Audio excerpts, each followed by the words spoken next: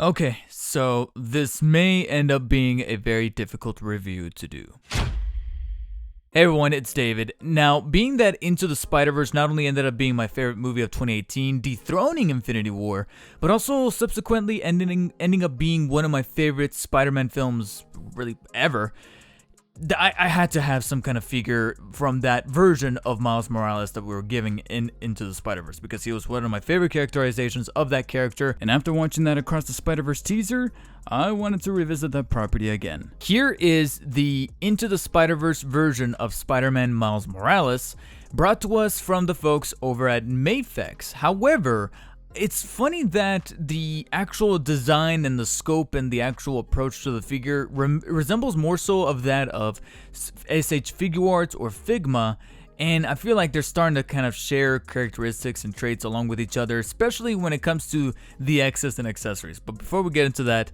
here's the core figure itself of Miles Morales. As you can see, he is modeled after the Into the Spider-Verse version, so he's going to have the slender physique, the architecture of the cartoonish look to the design, to the costume, the graffiti type of texture on his chest and on his back, the spider emblem. All of that stuff is taken right out of that version of that film. And frankly, I've always dug the style of Into the Spider-Verse. I know that a lot of people were kind of mixed as far as like the frame rate and how it kind of comes across on camera or in film when it comes to motion, but I enjoy it for what it is, and they did an exceptional job of kind of bringing this version of Miles here in MAFEX form. However, not without its quirks that again start to kind of begin the slippery slope of how I feel kind of walking away from this figure. And not just this figure, but these kinds of figures overall, because MAFEX, along with Figuarts, and even Figma to an extent, although Figma likes to kind of operate in a slightly bigger scale, they are doing things with figures here that, sure, is very ambitious as far as accessories and articulation, but it's just a little too small to where things just feel a little too delicate. And I feel like MAFEX's Miles Morales here is starting to begin, again, that slippery slope, because even though physique-wise he's very to scale as far as how he looks, how he comes across here in terms of the proportions of his legs and his arms, and the way he just overall looks is very accurate to his version of the character, he's also very frail and very delicate to hold, to where slight little see, there you go, he falls slight movements in the arms and in the legs just make him a little difficult to pose, and getting the legs just right, he always looks like he's kind of off kilter. He never has a very straight pose. Granted, you can maybe make the argument that coming from a movie like Into the Spider-Verse, he's meant to be much more animated and very frenetic, especially with him trying to get adjusted to his newfound life as Spider-Man. But there's just times where he's just a little too small for my liking. And again, I know that they're being very accurate with the scale, but sometimes moving his arms and moving his legs, very reminiscent of the Figuarts Homecoming Spider-Man that I covered before, this guy takes that and amplifies it tenfold, where I'm almost afraid to continue touching him beyond this review. Like, I'm probably just going to box him away again and just kind of collect him in that sense, because I'm scared that if I don't get to him, an earthquake or something like that is going to make him fall off the shelf, and he's going to break because of the amount of impact of where he falls, what he makes collision with, and the gravity and the actual distance that he travels during that fall is just not going to be kind to him. And because of that, though he looks very or screen accurate, it may not have been the smartest thing to do with a figure like this, especially coming from a company like MAFEX, where the plastic itself feels serviceable, but it might just boil down to preference, where moving the legs around, sometimes he just feels too frail. He feels too light, too quick to move, that posing him, despite the very intricate articulation that you can kind of see here, just feels a little off. And the articulation itself is nothing to scoff or laugh at. You know, MAFEX kind of prides themselves a little bit in the articulation as well, where you have multiple joints going across his body. Here you have one at the top of his neck that allows, of course, 360-degree movement. You have another one at the bottom of the neck that allows the same kind of movement for different reasons, as well as very far pivoting up and down, as you can see right there, and even some inclination to the very far inclination to the left and right, as you see right there, to kind of cause different expressions and emotions. And then you have 2 joints at the shoulders here. You have the ball joint at the top that allows movement inwards and outwards, as well as rotation 360. Well, actually, no, it's kind of cut off a little bit. It's almost 360 degrees. My bad. I was actually under the impression that it was 360 degrees, but it does stop at a point, and it just feels kind of weird because there's an actual ball joint right here that separates at 2 sections. You have the inwards part right there to allow flexibility of the shoulder inwards and outwards like so. But then when it comes to this ball joint here at the outermost part, yeah, there's flexing and vertical lift at about right there. But then there's something towards the top here that just stops it from doing a full rotation. So this is kind of the movement that you're expected to see out of this figure right there. And then you do have a high up bicep swivel right there that does allow the arm to be able to rotate in place 360 degrees. 2 joints at the elbow for full bending right about right there. And then a ball joint at the wrist that allows not only the hand to rotate 360 degrees, but also pivot and kind of inch away about that much inwards and about that much far back. And then you get to the torso, and again, this is where that frailty and that delicateness kind of comes into play even more so, because he's got 2 joints, one at the waist for full 360 degree movement, of course, like you see before you're there, and there's even a little bit of a oblique bending right about right there. And then you have a higher up torso joint, except his torso joint, yes, it does allow quite a bit of bending far back like that, and then inching towards the sides like so, but there's quite a severe crack of separation right there that kind of breaks a little bit of that illusion. And going back to that plastic quality, there's times where that quality just makes me feel like I'm going to break the figure at those points, and I kind of have to stop myself from giving him the full bending posture, like about right there. And I'm only doing it so right now for demonstration purposes for the sake of the review. Otherwise, I wouldn't be doing it. Then we get to the legs, and the legs, similarly, the plastic itself just feels too light and frail, but I appreciate what they were trying to do. You do have movement at the top of the legs right there that allow about that far out. Nothing really going forward towards the back or towards the inside because of the way that he does have that butt sculpt kind of going on right there. But also you can then move his leg forward about that much, so that it does allow that kicking stance, as well as 2 joints at the knee separated by this other piece right here that allows full bending like there, just like the elbow. And then you also have ankle swivel, very similar to that of the wrist, that allows the foot to extend about that far out, bend inwards about that far in, and then pivot slightly to the sides and rotate 360 degrees. And the feet themselves do have toesies, so that's pretty cool that they throw that in. And that's kind of the extent of the articulation. It's funny to talk about the articulation in relation to the hands and feet, because just like with S.H. Figuarts and all other companies that pride themselves in an awful lot of articulation, you also have an awful lot of hands and feet accessories. Wait, I'm not done. Look at that. There's more. There's so much more. Oh my goodness. And honestly, I think this is one of the few instances where I'm gonna have to say less is more. I understand what you guys were trying to do, but holy cow, there's just so much to show off that I'm just gonna go ahead and commit to a lightning round of hand and feet accessories here. Of course, already on him are the neutral hands, as well as neutral Spidey boots. You have fist hands, extended reaching hands, the obligatory spinning web hands, web holding hands or web swinging ones, or if you want to get creative, thumbs up hands, and exclusive to this figure that I honestly have never really seen before, hands and feet that come with magnets embedded into them, so in case you ever want to pose this guy actually climbing up on a magnetic surface like your fridge, you can actually do so. Frankly, I feel like it was those latter accessories with the magnetics that I feel they could have just not done without, because that's just even more accessories to have to keep track of. But there's actually one last set of hands here that come with these little pegs inside. They kind of resemble more so of the relaxed hands, but they come with little pegs inside,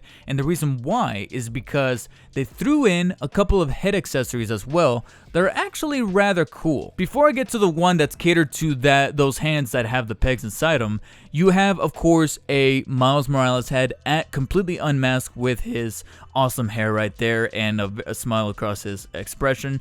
And personally, I love the sculpting and the paint job. Very, very similar and accurate to that of what we see in the movie itself. I just personally think the skin tone is just a little off. I don't know what it is, but the skin tone is just a shade weird to where I have to really shine some light on him.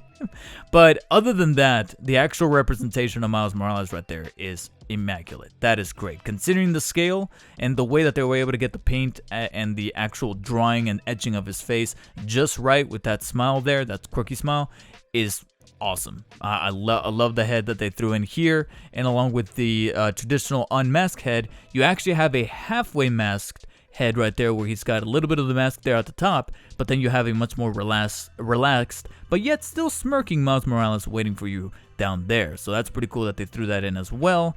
And lastly, one other completely masked head, only this time he's got a much more surprised look on his lenses as opposed to the neutral one that he's sporting right now. And to keep things kind of accurate, they do throw in an extra neck piece, as you can see right here, except this one has a little bit of his neck showing at the very top to kind of go along with either the unmasked head or the halfway masked head to kind of keep things consistent and accurate.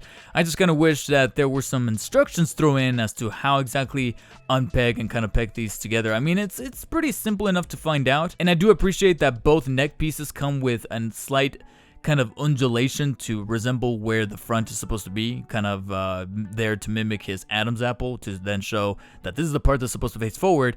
It's just that sometimes at least when I first opened the figure right out of the package, it was difficult to know exactly which end went where, if I needed to take out the peg that was already inside his little clavicle area, because otherwise you end up with this monstrosity. So you do come with those heads and neck piece, but the cycle would not be complete if you at least have one mask in here that's just by itself. It's meant to be a piece to resemble that of a completely unused mask. And this is where those hands with the pegs inside them come into play, that I think is actually really, really cool. This is one of the few accessories of this guy that I really do appreciate, is that this mask is molded to fit into one of those hands with the peg, and at the very top of the piece, you actually do have a hole in which that peg goes to. Now, it's a little tricky to kind of decipher which hand, because it's specifically built, I believe, for the left hand.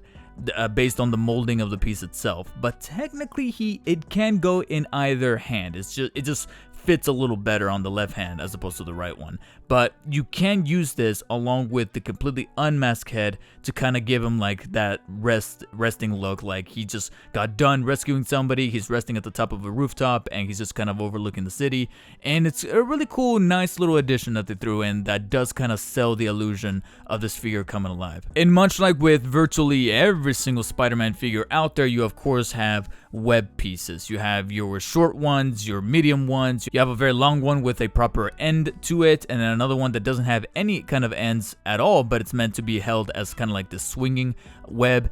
And almost all of them except for the swinging one come with a little hoop at the end of them, so you can then fit them with the web spinning hands or even the web swinging hands, as mentioned before. What I do find a little interesting about these web strands is that they're completely solid as opposed to the usual translucent ones that you find on other figures, but they're solid because this is meant to be an animated version of Spider-Man, so they gotta have to kind of resemble that a little bit and be solid white as opposed to the translucent ones you often see in the live action films. However, getting the webs to actually stay with the figure, let alone the hands, the web spinning hands, oh man, that stuff is a chore. And again, this kind of plays back into what I was saying before about how I'm starting to get to that point where these figures are just too small for my liking and the accessories are just too minute, that trying to get them in just right without risking breaking the wrist or the peg that is used to then connect them and hold them in place is just becoming a really large stressor. I mean, thankfully, this guy comes with straightforward pegs as opposed to the ball-rounded tipped ones like the ones in Spider-Man Homecoming that made it even more difficult. But considering that this guy's even smaller, you have to pay attention even more.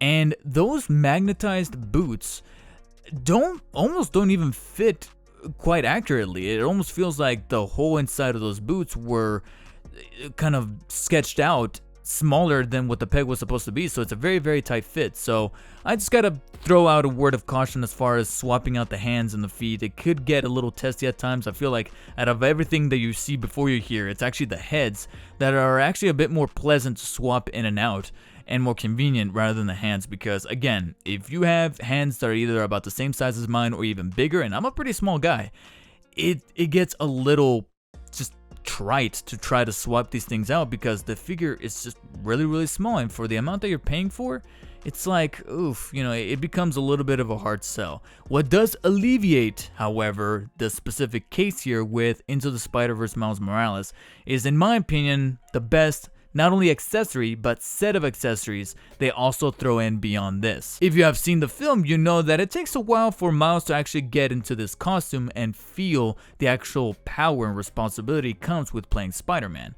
Leading up to that point, he's not always wearing this as there he goes. He's not always wearing this exact suit. MAFEX actually went ahead and threw in his alternate costume of the hoodie, the shorts, the weird shorts that he wears, or sweat shorts that he wears over his costume, as well as, what do the kids say? His kicks right here, of which also come with his own magnetized version of his kicks. So you actually get two sets of kicks, one standard and then one with the magnets in there in case you want to, again, magnetize them to whatever surface you got laying around or got kind of placed. And putting on the clothing, swapping the feet, of course, is the same principle and same method as swapping the hands and the prior feet, as you saw before. But putting on the clothes is pretty straightforward. You just gotta remove the hands and the feet, slip on both the jacket and the shorts, and lo and behold, you actually have that version of Spidey that takes the leap of faith, making him look just as iconic as that leap of faith scene that was also used for the poster, as well as different screenshots promoting the film. And there you have him looking pretty neat with that suit or this alternate kind of costume. What is also making it very cool is not only are the kicks a little bit smaller, or the shoes, I should stop just calling it that, but the extra shoes here for this ensemble are a lot bigger, so they're definitely a lot easier to kind of slide in as opposed to the Spidey boots from before, so that complaint is thankfully nulled due to that. But also, there are wires running across the bottom rim of his jacket and the rim of his hoodie that help keep the jacket and the hoodie in place. Unfortunately, you could see a little bit of the wire kind of peering out from the hoodie right there, so it is kind of ruining the illusion just a tad. But they do bring a form of conveniency of making sure that the jacket doesn't look like a, like a Ken doll's, where it just looks very stiff and stilted and not at all realistic. You're actually able to pose the jacket in a specific way, whether it be in a neutral way like this, or if you want it to look aerodynamic because you want to replicate that shot from the poster, you can do so as well with not only the wire inside of the jacket, but also the base that they throw in. Now, this base right here, it's pretty basic. You got the basic translucent base right here with the arm coming out of it, as well as the hook with the two claws at the end right here, and you could use it to, again, pose him in a variety of ways, whether it be with him swinging across or floating in the air like he is in that shot. Just a warning though, this base is complete and utter shite. I don't know what it is, but much like I was kind of starting to rant a little bit about the actual construction of the plastic of Spidey over here and being like, okay, was this worth it and all that stuff? This is Hot Toys tier compared to the shittiness of this base. I gotta be honest, alright? It's very loose, the joints are very loose, it takes a while to kind of fidget, and it just feels very weak and feeble when it's not, like, I might as well not have had anything. I don't know why, like, save the plastic, save the environment, save the planet, and just do away with these, rudimentary bases right here. But if you're gonna utilize it, at least use it to, again, make Miles look cool and replicate that poster. All the while though, there are very strong factors of this figure, from the basic things they throw in with the alternate hands and the web strands and things like that, and also with the way that MAFEX was able to replicate some of the screen accuracy amongst the facial expressions on the head sculpts that are very great despite the slight tone change in his color, in his skin color. I feel like those are very accurate representations of the Miles that we got in that movie, as well as the extra jacket and shorts here that sells that look of him pre, final battle. It's really cool to see that there's flexibility there and posability. I just feel like, again, for the amount of money that you're spending, which is around the realm of like 125, maybe 150 bucks for a figure of this scale and sizing, I just want there to be some added weight. Even if this is a very visually accurate representation of that Miles Morales, the plastic needs to feel just a little firmer, a little bit more concrete, and swapping in and out the copious amounts of hands and feet they threw in and making it kind of unpleasant to do so. It's something that kind of puts me in a different perspective going forward as to whether or not figures like this are truly worth it. And it is a subjective matter. It really boils down to the collector if they're willing to spend that extra money. For me, I feel like I'm going to start veering off more so into the realm of Marvel Legends or Hot Toys and kind of keep it at that, where I can get both quality and scale and not make me feel like I'm about to break the figure every time I handle it. And though MAFEX did an exceptional job of, like I said, bringing this version of Miles to the forefront in figure form and making him, kind of portable in the sense that, yes, he's small, but he's very high quality. This is not the kind of figure that, say, I want to have around a child, because it will not last 5 minutes. And it is at that tier where you're either going to have to be a either a non-parent collecting adult, or you're just going to have it boxed away for the end of time. Now I want to throw it over to you guys. Are there any specific lines of figures or figures from a particular company that you feel like you've kind of grown out of or moved forward from? Let me know in the comments. Make sure to check out this other video showing up on screen right here for some more Spidey goodness. And as always, guys, stay humble.